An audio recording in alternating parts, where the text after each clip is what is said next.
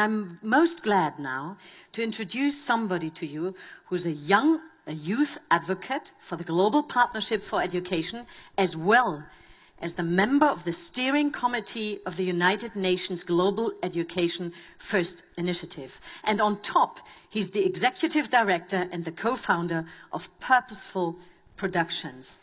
Where are you, Chernor? Most welcome on stage.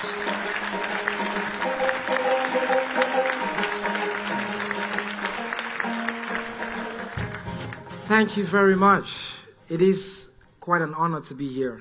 The first thing I thought about when I was invited and I looked at the program, I said, whose idea was it for me to come after the inspirational Sir Abed? And I thought, well, thank you for that. At least I could find a connection, however. One more reason to be grateful to you, Sir Abed, is that some few years ago I went to a meeting with BRAC in the US, and I met a beautiful woman who is now my wife, who works for BRAC. So, see, it comes full circle.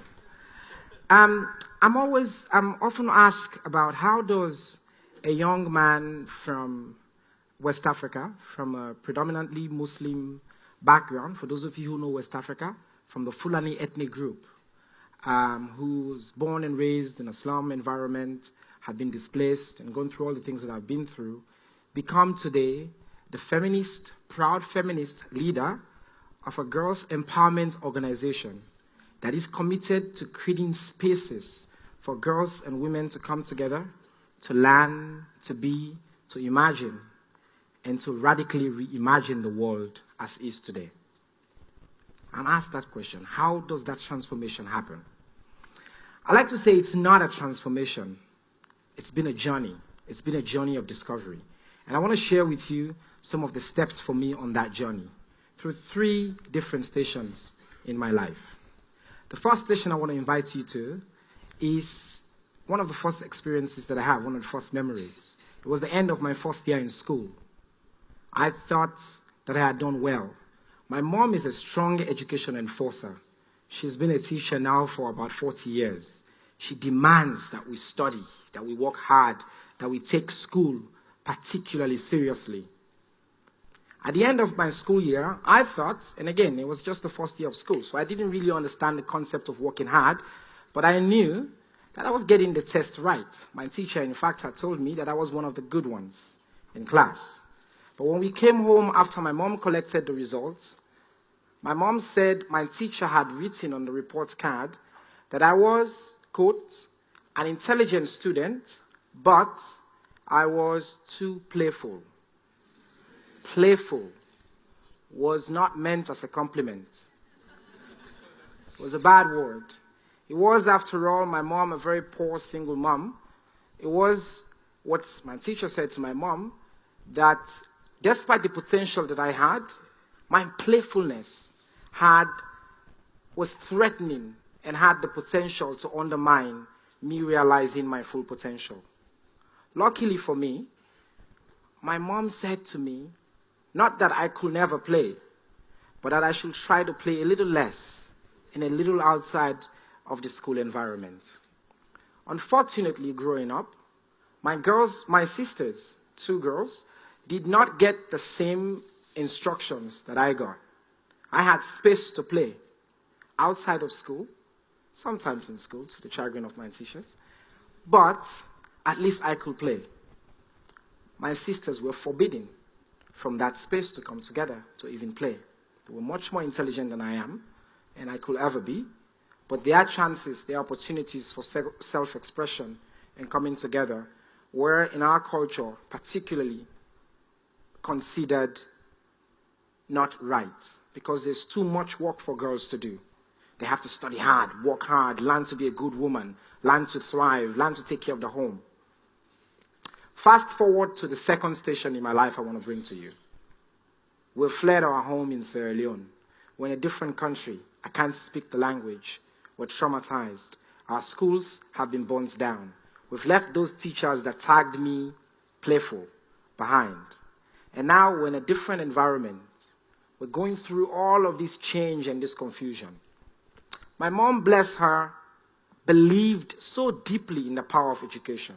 She knew we're in the midst of an uncertain future, but she understood that if there is going to be a future, education will be part of that future, and it was important for us to reclaim that future. Beyond that, she encouraged us, particularly me, to be. Go, read, she would say, play, make friends in the community. I ventured out of my house. I couldn't speak the language, but I could see the games the other kids were playing. And through those games, we learned each other's names. I learned their games. I brought in my own games. We played in the dust. We didn't have access to Lego, but we had access to sticks and balls and orange, and we played those games and we understood each other. And over a period of time, it built my self-confidence, and I was able to interact with those kids there. It's also different for my sisters, because in that context, it was particularly dangerous for girls to be outside of the home environment. You all know about what happens in a refugee setting, in a displaced setting, all the threats that they are in.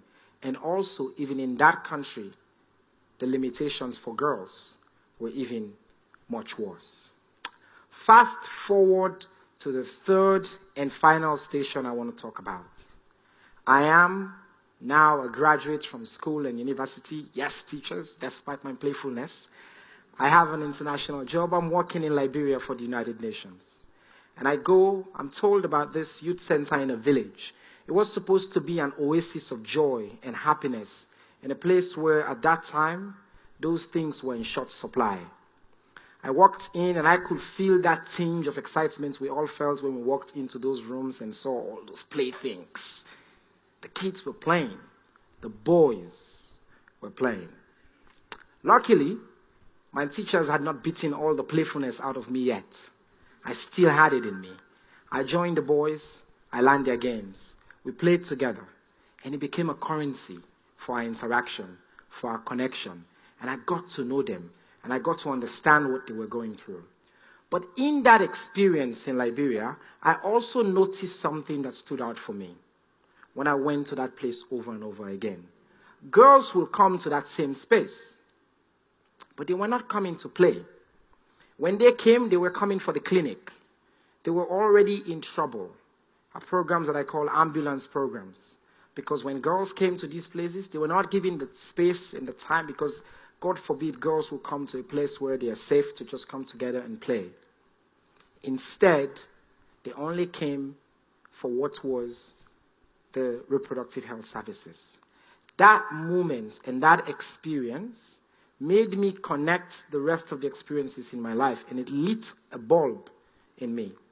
I realized that the reason that I had survived, and you could say thrived, was not in spite of being playful, or was because I was playful. Or what one other teacher said to me once, I was arrogant, which was actually just a code for being self-assured and wanting to express myself in the way that I wanted to express myself. So it was the combination of those two things. And I realized as well how much that was in short supply for girls in the community that I come from. So today in my life, what I'm dedicated to with my organization, Purposeful, it's about creating the spaces, particularly for girls. Girls like my sisters. Girls like the ones I met in the refugee camps, in the displaced settings. Girls like those girls in that village.